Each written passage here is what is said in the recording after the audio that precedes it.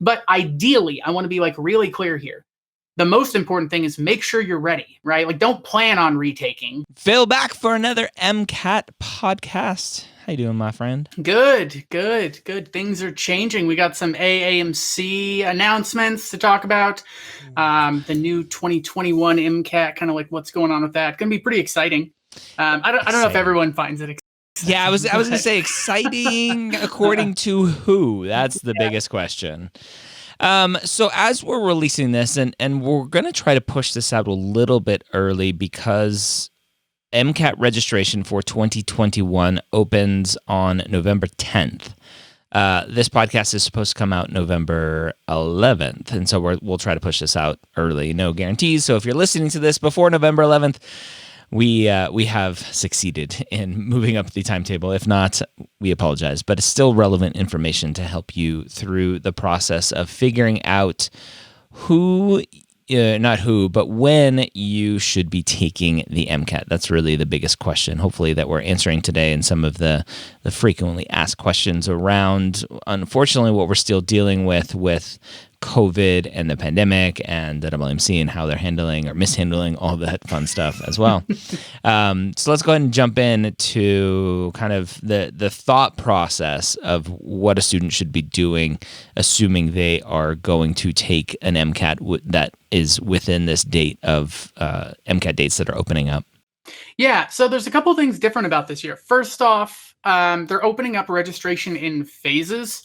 So, like, you aren't going to be able to register for all of the 2021 MCAT dates this year. It's separated over 3 different dates, and that's kind of new, to have it like on 3 totally different dates. And so on November 10th, when it opens up, first off, it's going to be noon Eastern time. So, a little bit earlier in the morning if you're on the West Coast. But it opens up at noon Eastern, and you're going to be able to register for the dates in both January and March. There are no February dates, but January and March dates will be open.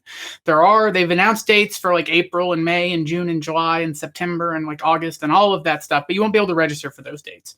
Those dates are going to open up. So February is when it opens up for April, May, and June, and then May is when the registration dates are going to open for July, August, and September. They haven't given us an exact date at this point. We just know what month they're going to be opening those registrations. I think it's kind of interesting. The reason that this is pure conjecture, but they had such a problem last year. No. When they opened up the registration and everyone came in there all at once, and so the whole system crashed. Phil, that's nothing new. It crashes every time they open up registration. That's true. But it was real bad this year. There were so many people. I had students that were like refreshing for 5 hours. Yeah. And then they should have used my text service, which a lot of people didn't get the text because I was using a new service and I didn't think through it. But anyway, I had 11,000 people sign up to be texted when they opened up registration. But I think the AAMC this year actually was like, oh, we should have one other way of letting people know how or when we open. So they're doing email and not just Twitter this year. Yeah. It turns out, tweets are not the standard for communication at this point. Yeah. But yeah, so they've separated over different dates. They've also allowed pre-registration. And so as of right now, the pre-registration is open. You can go in and input your information and data. And that way they don't have 10,000 people all trying to put in their data at the same time. You can't register, but you can put in all of your data in there ahead of time to make it so that when the registration opens, maybe it's a little bit easier on the system. So I can tell they're doing a couple of things. They're at least learning. They're learning something. Yeah. And so they have the pre-registration open. I encourage students to hop in, get that done if you have the chance. And then registering for the, registration actually opens on November 10th at noon Eastern. Yeah. Just a heads up, I really anticipate that the January test dates are going to get filled pretty quickly. Because if you don't fill up the January test dates, there's no test dates in February, and so March. And so there's a lot of students that wanted to take the test in November or December, but you just can't because there's no test dates. And so January is the natural one. And so for a period of 5 months, the only test dates are the January test dates. Mm. And so I think that there's a little bit more demand for that. Now, if you want to take the test in March and you have to push back to like 2 or 3 weeks to April, it's not the end of the world. But I foresee the January test dates filling up pretty quickly. Yeah. And just to kind of go over COVID stuff. So this year, once COVID hit, the MCAT obviously shortened the test. They got rid of their trial questions, their experimental questions. They shortened the breaks. They got rid of the lunch, all this stuff. The tutorial, they The just like cut tutorial, everything. yes. They had 3 testing times per day. So all of that is changing again as well. So they're going back to a regular timed full test. They are offering 2 tests per day, which is interesting because last year, pre-COVID, they didn't do this. So they're offering 2 test dates per year, two test dates, two test times per date. Yeah. And so that's an interesting little twist there. So we'll see how that affects and how long they keep that going.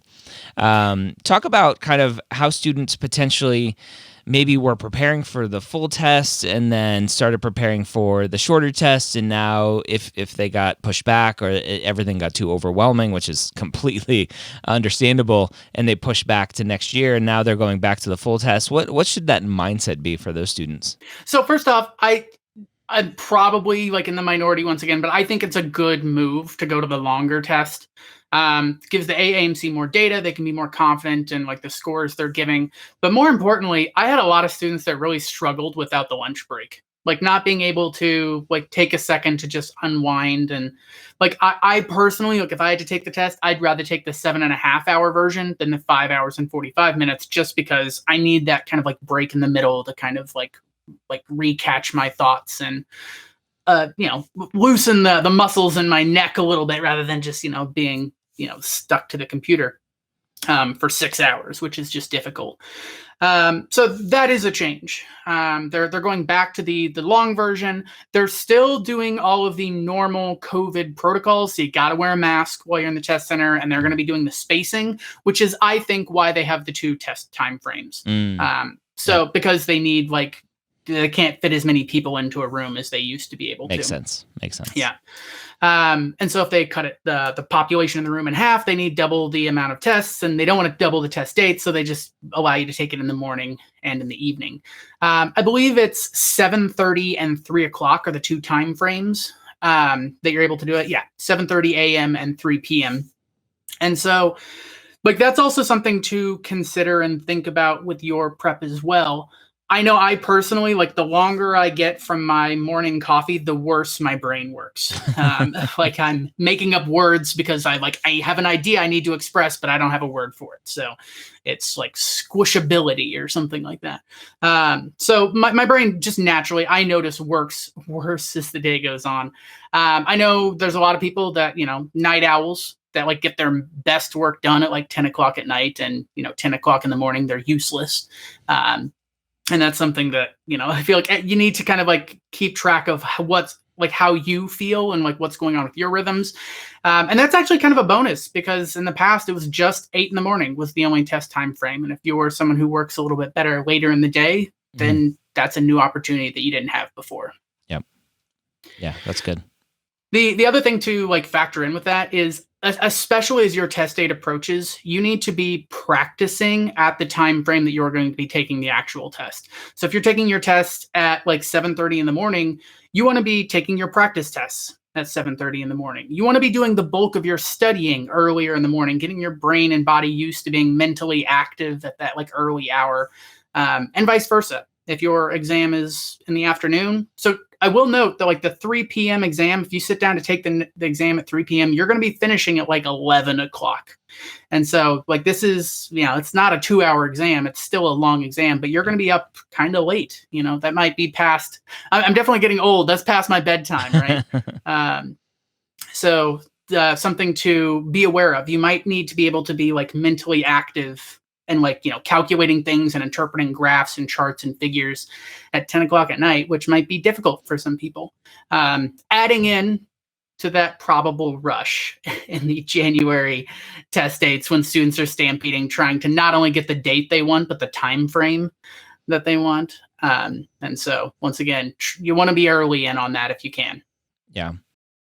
Talk about, we've talked about it a bunch in this podcast over the years, but now being into the 200s in episodes and students just tuning in for the first time. Talk about the timing of the MCAT. You talked about students wanting to take it in January and those dates potentially filling up sooner. If a student is applying in 2021, what is the strategy around, in your mind, when they should be taking this test? Yeah. First and foremost, you want to take the test when you're ready. There's always students that are asking, like, what date will I get the best score? I'm like, well, when will you be ready? Right? Like that matters more than anything else. That's the highest priority. That being said, there's some other advice on top of that. The application process itself is not the easiest thing, like coming up with filling out the application, the essays, the activities, getting transcripts, letters of recommendation. It turns into quite the ordeal to actually get the application together. If you have taken your MCAT early enough, then you don't have to worry about doing that at the same time as trying to fill out the application. You can work on your secondaries. Quick plug for secondaryapps.com. Yeah, exactly. Which, if you're unfamiliar, Ryan has a website that you can look and see what the secondaries are from different schools. And I really advocate looking at that beforehand and trying to craft some before you get your secondaries back, so you already have something kind of written for them. But getting kind of pulled away from the big picture. The idea, though, is that there's other stuff that's going to be happening with the application. It's as much as a lot of students might think, it isn't just take the MCAT and then you're done. There's more work to be done after that. You want to be taking the application generally opens in June. A lot of students want to be in that first wave of applications, and so that means taking the exam April, May at the latest, early May. Late May might be a little bit too late, because this is also something we should note. The MCAT is going back to the 4 weeks schedule of getting your test back. It's ridiculous. They went to a 2-week version during COVID because so many people were pushed back their dates that they had to speed it up. But they're going back to the 4-week thing. So if you take your test May 1st, you're not going to get your scores back for 30 to 35 days later. So we're talking, the 4th or 5th of June at the latest. Yeah. So if you want to be in that first wave of application, you want to take your test before May. If you take the test in January, and let me just clarify that, because that's confusing for students. So you can be in that first wave of applications without an MCAT score. Right, your MCAT score is not needed to submit your application, your primary application. It's not needed to be verified by the AAMC or any of the other application services. The MCAT is just needed for the medical school to really consider your application complete. And most medical schools will still send you a secondary without your MCAT score.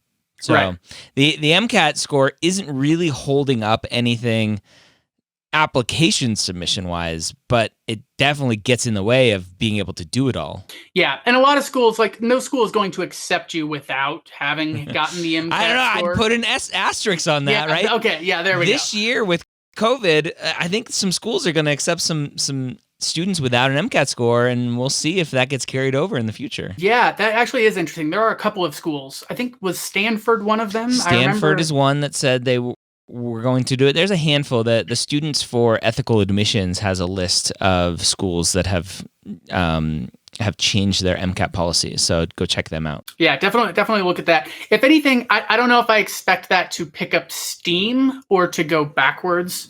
In I want to say post-COVID. It's not post-COVID. It's not going to be post-COVID. It's not going to be for a while. Right. Yeah. But as schools have adapted to it, I know admissions committees always want as much data as they want. They're never oh, don't give me something. Don't give me something that I can look at. Right. They always want more data. Surprised they don't want shoe size. Right. Exactly. Yeah. Absolutely. They want to know your shirt size so they can pre-order and plan ahead their white coats. But Yeah, and so a lot of students want to take the application earlier, and I think that there is some benefit to that, especially if you can take it in like January and February, or not February, January and March, because there aren't any February days.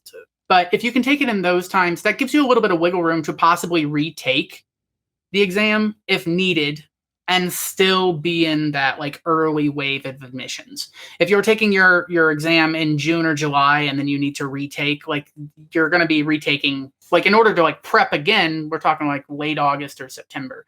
But ideally, I want to be like really clear here. The most important thing is make sure you're ready, right? Like don't plan on retaking. Like if I'm going to take the test in January so I can retake it in March, right? Like no, like it would be better to just be ready in March and just take the exam and do well in March. Like proper planning. Like don't, the date is less important than the actual like preparation. And so you definitely want to factor that in. Yeah, I think a lot of students focus on our strategy for timing and when to actually take the MCAT, and they ignore the am I really ready to take it? Yeah. And it's like, oh crap, now I got to retake it, and it's going to delay me even more. Right. And that like stress of like, oh, I took the test, I'm not going to study for a month, and you get your scores back and you're like, oh crap, like turns out I didn't do as well as I thought, which I probably should have known. And so you end up losing time, and then it's kind of messier with the applications going on while trying to prep at the same time. But that being clear, like the test date is less important than doing well. I've had students like get into med school taking the exam in August and September. I've had students that have taken the test in January and not gotten in. And so that like, there's no like test date guarantee that like, oh, take it on this date and it's your best chance. Your best chance is when you're most prepared. Speaking a little bit of this, like, you know, the COVID stuff, something else that the AAMC has announced is they're going to keep the ability to like get your refunds and reschedule for free. They're going to keep that going throughout at least these first couple rounds of exams through January and March. They've committed to that. Makes sense. Like a really bad scenario for them is somebody's got COVID and feels like, oh no, like I can't lose the $300 or $400 for the application fee, so I'm going to go even though I'm sick, right? And so they don't want that to occur, and so they're allowing free rescheduling and get ability to get refunds up until or all the way through the March exams. They have not committed to that after those exams. We're missing some information from like after the March exams. Like they haven't given us like exactly what day the registrations are open. They haven't told us if they're going to be able to do refunds.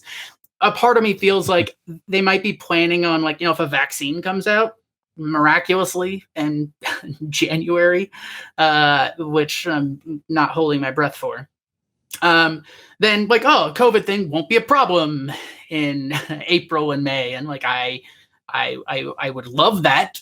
I love that optimistic thought process, but I don't know if that's what I'm going to like hold out for. Yeah. How about the AAMC just says, you know what? We've moved to a policy where whenever you need to reschedule. We're not going to charge you more. Period. Yeah, that would be great. Period. We have $300 million of net assets. We're okay. We don't need your reschedule money. Right. Especially, you know, it's a medically related problem going on in the world right now. If anyone should be understanding, it should, I don't know, be the AAMC. I don't know. Yeah. All right. Anything else that students should be aware of? Nope. Just planning ahead. You know, registration opens November 10th. Once again at noon Eastern. Try to get in there early if you can, but also like try to plan ahead. Most students spend somewhere between 200 and 300 hours prepping for the MCAT in order to prep properly. Like 250, 300 is I think what you should be shooting for, and that's a good like average, right? If you're spending like 15 hours a week studying for the MCAT in order to get 300 hours, that's 20 weeks. Yeah. Right. And so that's a good chunk of time, right? That's like 5 months. And so maybe you don't need 300 hours. Maybe you only put in like 240 and that cuts off, you know, a month of prep. But like plan ahead. Note that like prepping for the MCAT properly takes a good chunk of effort, which is why we're here, right? We haven't really talked so much about the MCAT itself as the application process, but definitely like tune in to the YouTube podcast stuff. Get more information about the actual exam rather than just trying to sign up for it, which is an ordeal in and of itself. Yeah. Okay. Well, cool. So hopefully for students needing to take the MCAT in 2021 or beyond, some good information about timing, about COVID-related stuff. Obviously, tune into the AAMC MCAT Twitter channel where they seem to be pushing most of their information, unfortunately. And obviously check out the AAMC website as well. Yeah, also just call and email Ryan every day and asking when what's going on with the AAMC, because he'll love that. Cool. Thanks, Phil. All right, another MCAT podcast in the books. That's not getting cut. I don't cut anything. So thank you for that one. We'll be back next week with another deep dive into full-length 1 from Blueprint MCAT.